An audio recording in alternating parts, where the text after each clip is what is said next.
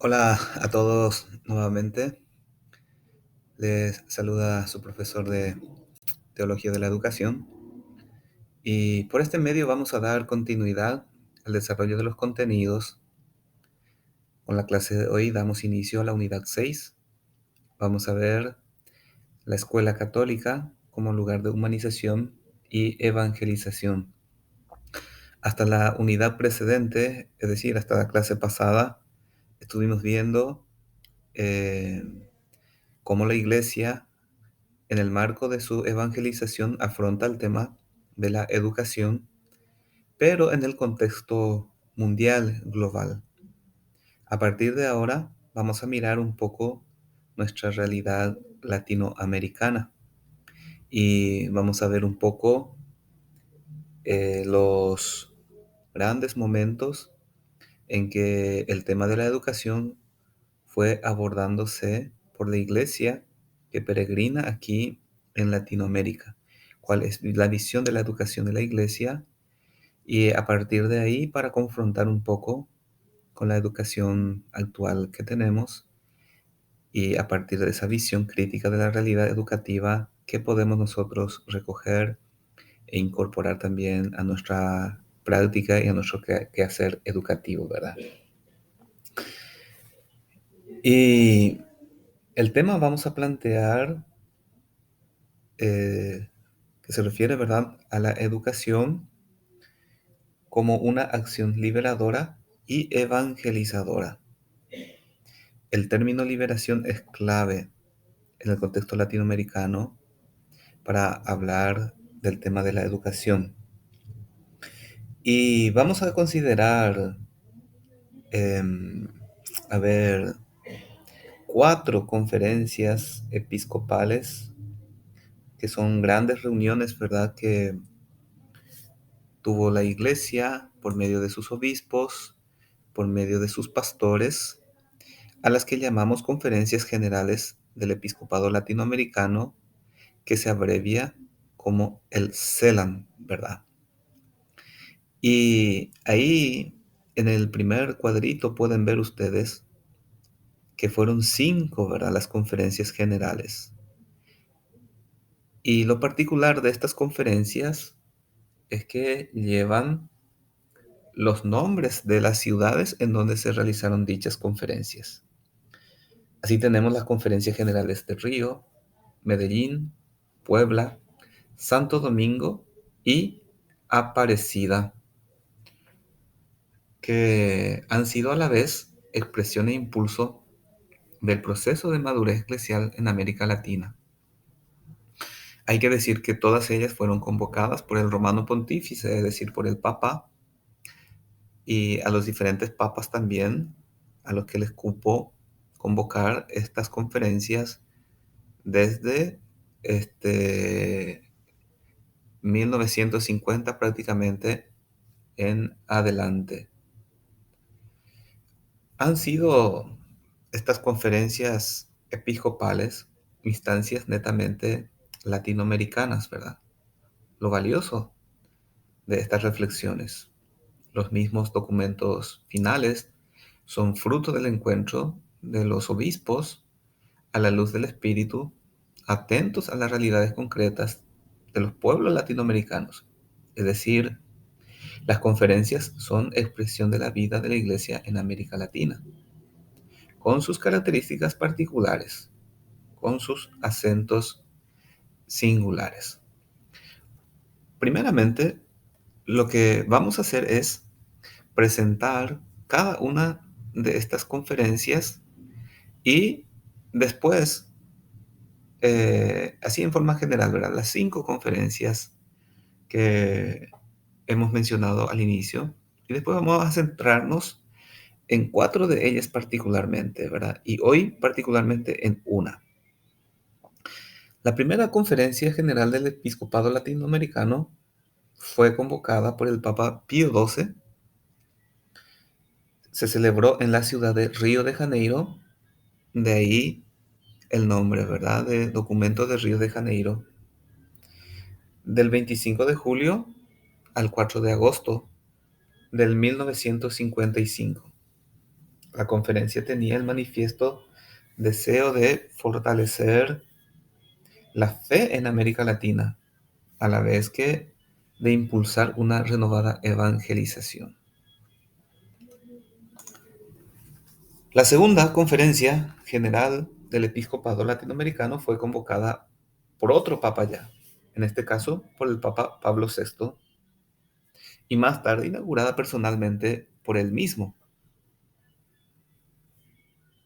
en agosto de 1968. Se reunió el 26 de agosto al 6 de septiembre en la ciudad de Medellín, de ahí el nombre de documento de Medellín, Colombia. El tema de reflexión escogido para esta conferencia fue la presencia de la Iglesia en la actual transformación de América Latina a la luz del Concilio Vaticano II. El documento fue la ocasión de acoger el impulso suscitado y de proponer pistas de trabajo para la renovación cristiana de América Latina a la luz del concilio. Fue un acontecimiento de la mayor trascendencia para el pueblo de Dios en el continente latinoamericano, que marcó el inicio de una nueva etapa en la autoconciencia de la Iglesia y en el compromiso evangelizador. La tercera conferencia general del episcopado latinoamericano fue celebrada en la ciudad de Puebla de Los Ángeles, en el país de México. De ahí el nombre de documento de Puebla. Del 28 de enero al 13 de febrero de 1979 se reunieron los obispos de toda América Latina con una importante representación de sacerdotes religiosos y religiosas, y ya participaron también los laicos, es decir, los bautizados, para seguir reflexionando sobre el tema, la evangelización en el presente y el futuro de América Latina.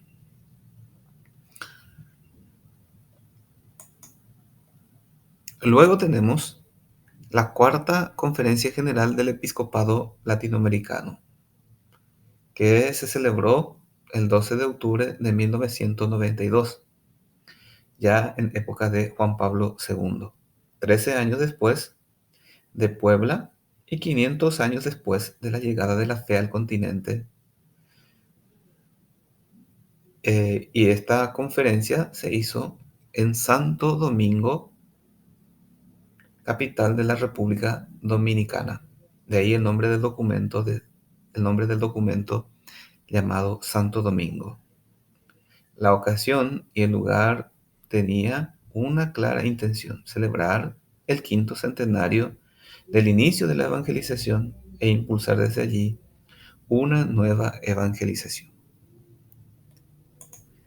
Y la última conferencia hasta el momento celebrada por el episcopado latinoamericano fue la que convocó también a los obispos del Caribe, quienes estuvieron reunidos el mes de mayo de 2007 en Aparecida, Brasil. De ahí el nombre del documento de Aparecida.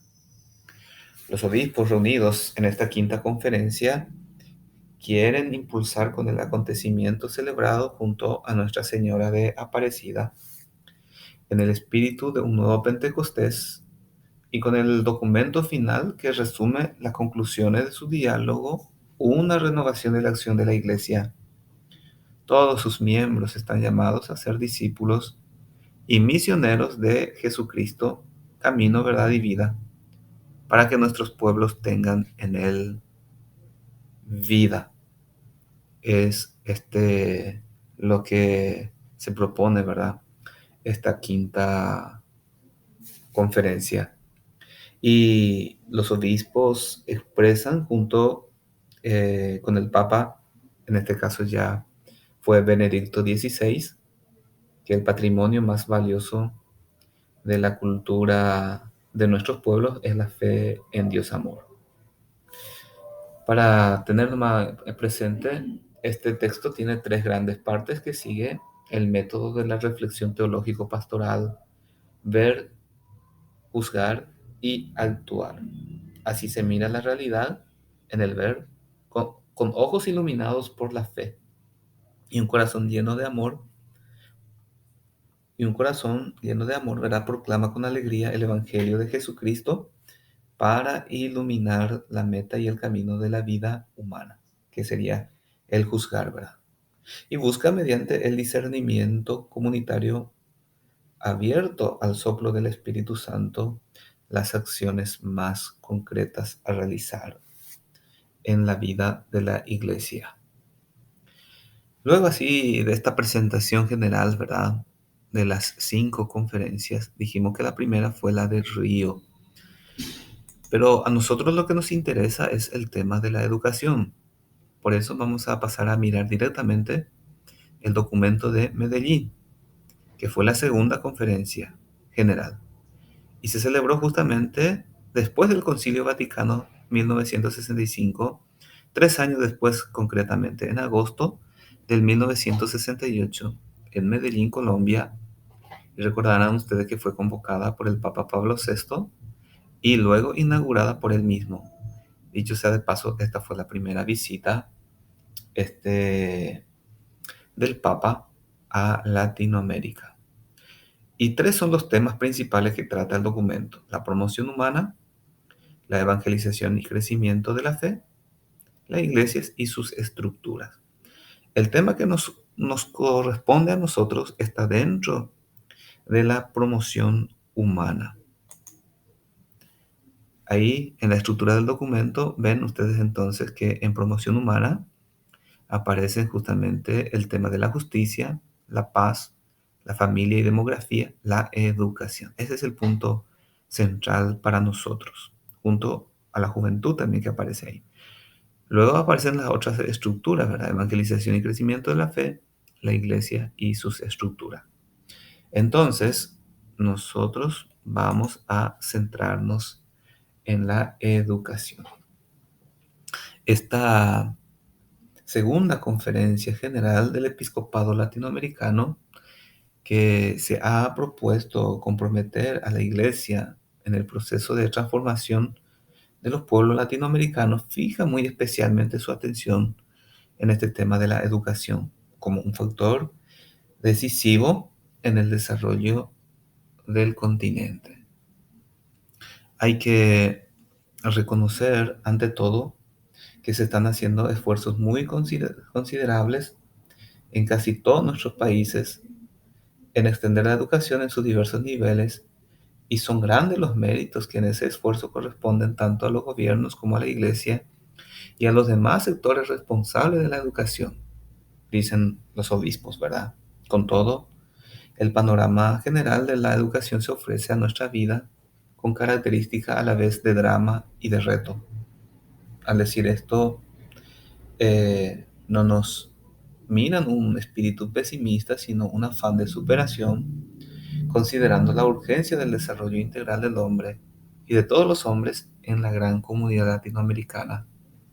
Los esfuerzos educativos adolecen de serias deficiencias e inadecuaciones, ¿verdad?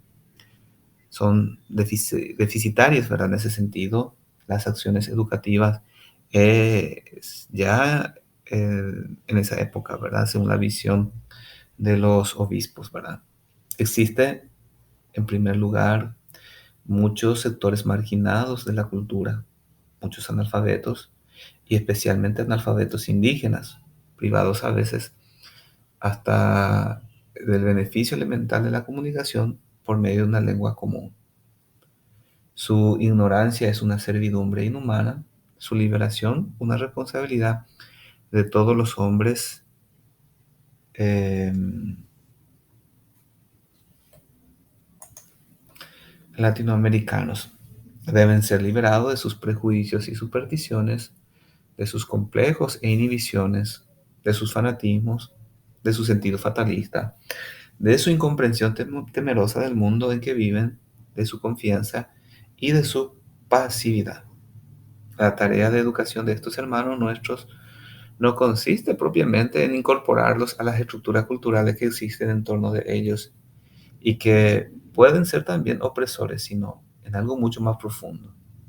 Consiste en capacitarlos para que ellos mismos, como autores de su propio progreso, desarrollen de una manera creativa y original un mundo cultural acorde con su propia riqueza y que sea fruto de sus propios esfuerzos.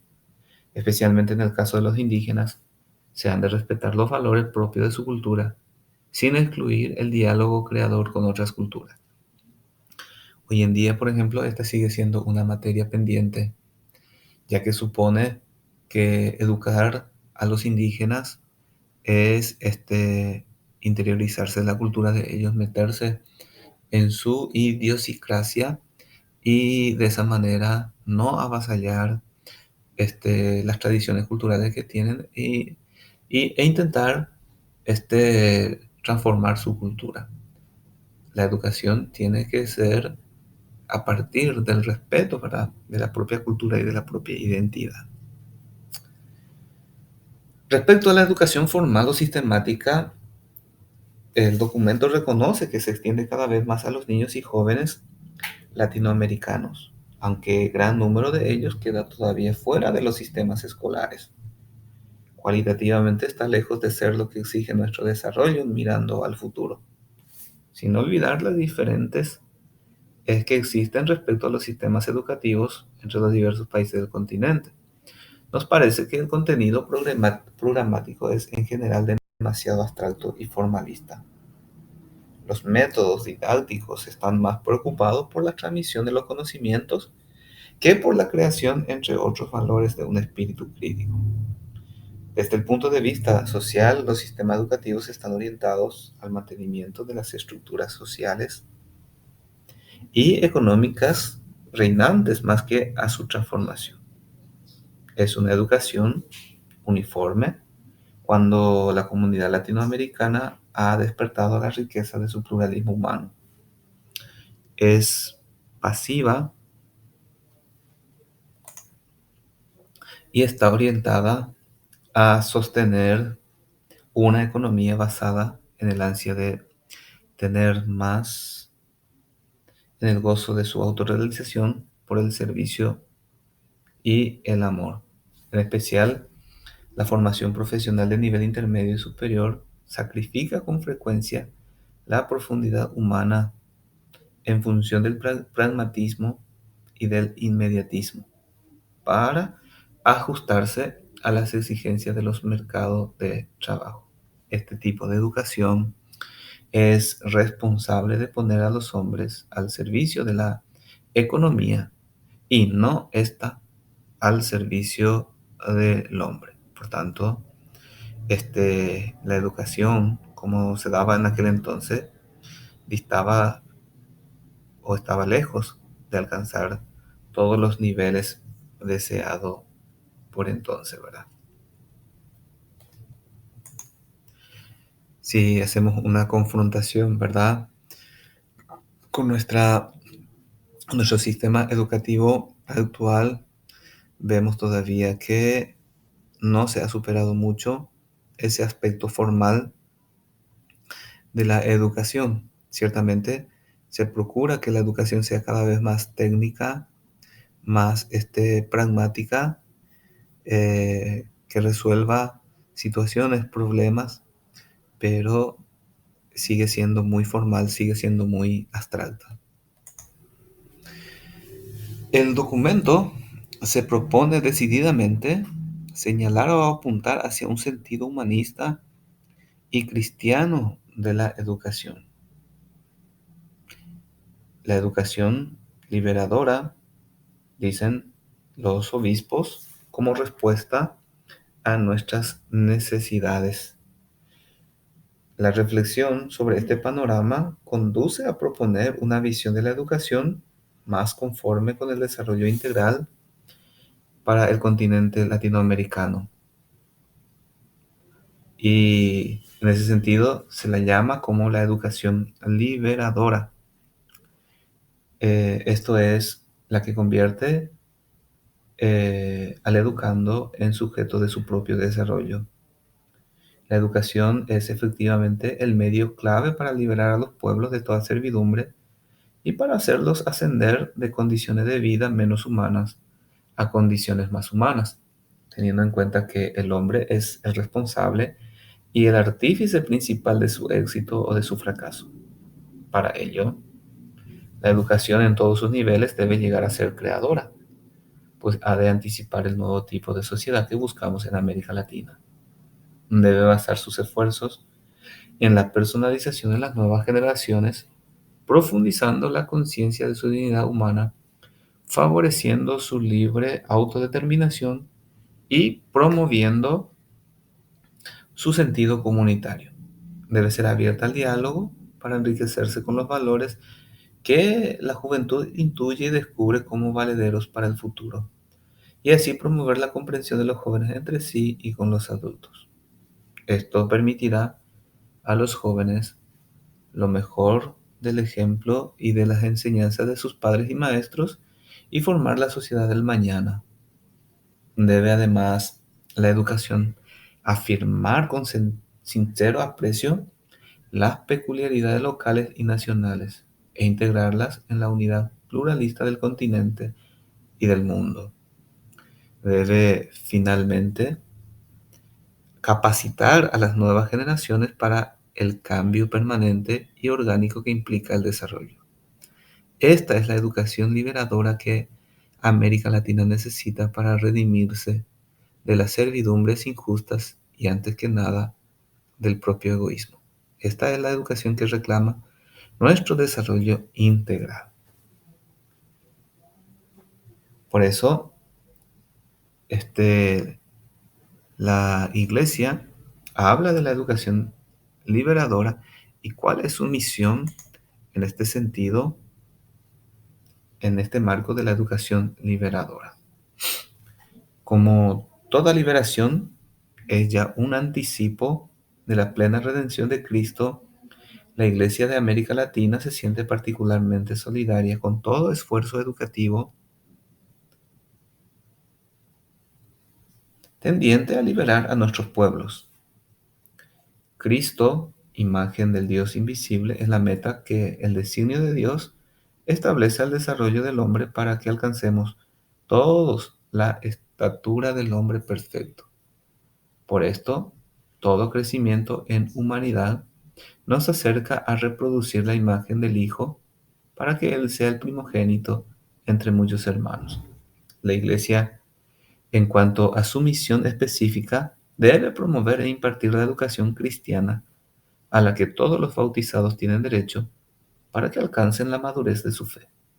En cuanto servidora de todos los hombres, la Iglesia busca colaborar mediante sus miembros, especialmente laicos, en las tareas de promoción cultural humana, en todas las formas que interesan a la sociedad. En el ejercicio de este derecho y servicio, junto con los demás sectores responsables, la obra educadora de la Iglesia no debe ser obstaculizada con discriminaciones de ningún género. Esta es la visión alentadora que sobre la educación de América Latina presenta hoy la Iglesia. Ella es decir, todos los cristianos sumarán sus esfuerzos con humildad, desinterés y deseo de servir a la tarea de crear la nueva educación que requieren nuestros pueblos en este despertar de un nuevo mundo. Fíjense ya, toda la meta, el objetivo, el fin que la iglesia, desde el punto de vista de la educación, ya reconocía para el sistema educativo o lo que la educación debe significar para la realización de la persona humana. Estamos en 1968. Desde aquel entonces hasta esta parte, se puede decir que se ha avanzado muchísimo, ¿verdad? En cuanto a tecnología educativa, didáctica y demás cosas, ¿verdad? Pero el fin último, la humanización del hombre, integralmente hablando, no se ha conseguido todavía, ¿verdad? Como debiera ser. Con relación a la escuela, el documento señala que la Iglesia servidora de la humanidad se ha preocupado a través de la historia de la educación, no solo catequética, sino integral del hombre. Esta conferencia reafirma justamente esta actitud de servicio y proseguirá preocupándose por medio de sus institutos educativos, a los cuales reconoce plena validez de continuar esta labor adaptada a los cambios históricos.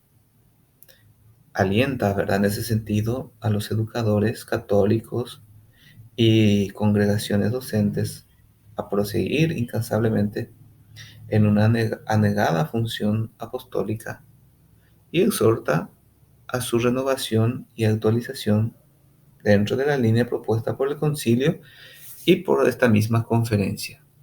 En consecuencia, recomienda la obtención de los títulos correspondientes al ejercicio de su profesión educadora. Dice el documento que ha de procurarse aplicar la recomendación del concilio frente a una efectiva democratización de la escuela católica, de tal manera que todos los sectores sociales, sin discriminación alguna, tengan acceso a ella y adquieran en la misma una auténtica conciencia social que informe su vida. En ese sentido, la escuela católica deberá ser una verdadera comunidad formada por todos los elementos que la integran, integrarse en la comunidad local y estar abierta a la comunidad nacional y latinoamericana, ser dinámica y viviente dentro de una oportuna y sincera experimentación renovadora, estar abierta al diálogo ecuménico, partir de la escuela para llegar a la comunidad, transformando la misma escuela en centro cultural, social y espiritual de la comunidad. Partir de los hijos para llegar a los padres y a las familias. Partir de la educación escolar para llegar a los demás medios de educación. En orden a lograr una escuela católica abierta y democrática. El CELAN apoya el derecho que los padres y los alumnos tienen de escoger su propia escuela y de obtener los medios económicos pertinentes dentro de las exigencias del bien común.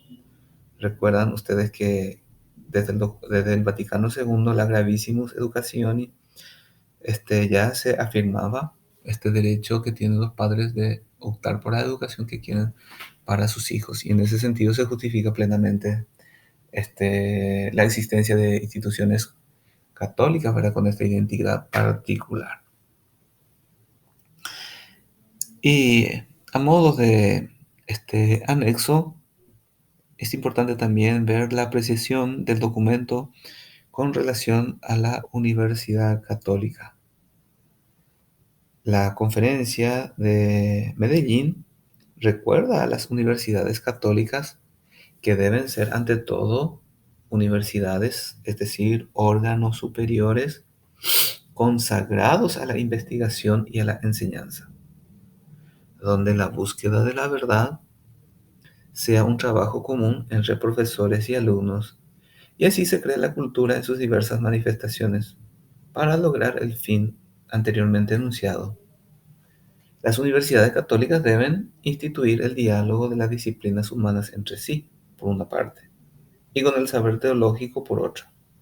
Esta íntima comunión con las exigencias más profundas del hombre y de la sociedad, respetando el método propio de cada disciplina.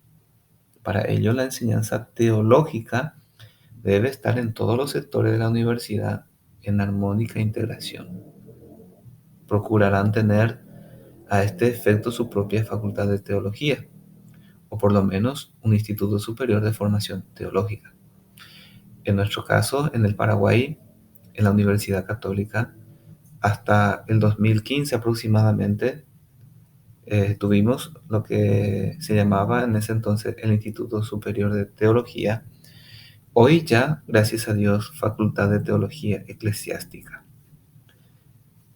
De modo que si uno quiere profundizar en la educación teológica, tenemos disponible esta facultad, solo que a nivel nacional solamente tenemos en Asunción. De acuerdo con el Concilio Vaticano II, las universidades católicas han de esforzarse por integrar activamente a sus profesores, alumnos y graduados en la comunidad universitaria, suscitando su respectiva responsabilidad y participación en la vida y quehacer universitario en la medida en que las circunstancias concretas lo aconsejen. La universidad debe estar integrada en la vida nacional y responder con espíritu creador y valentía a las exigencias del propio país. Deberá profundizar las necesidades reales o descubrir las necesidades reales para la creación de sus facultades e institutos y para establecer las carreras intermedias de capacitación técnica en vista al desarrollo de la comunidad del propio país y, por qué no decirlo, del propio continente. Para la constante renovación de las tareas universitarias, es importante promover una permanente evaluación de los métodos y estructuras, ¿verdad?, de las universidades. Muy bien, de esta manera quisimos presentar de una manera breve, concreta, concisa, todo el aporte de este documento del 1968 en relación, ¿verdad?, a la educación. En la próxima clase vamos a ver los otros aportes también en materia de educación. Nos referimos a los documentos de Puebla, Santo Domingo y Aparecida. Les recuerdo que en la plataforma van a encontrar los materiales adicionales a esta clase y de esa manera ustedes pueden complementar la información. Bueno, muchas gracias por la atención y hasta nuestro próximo encuentro.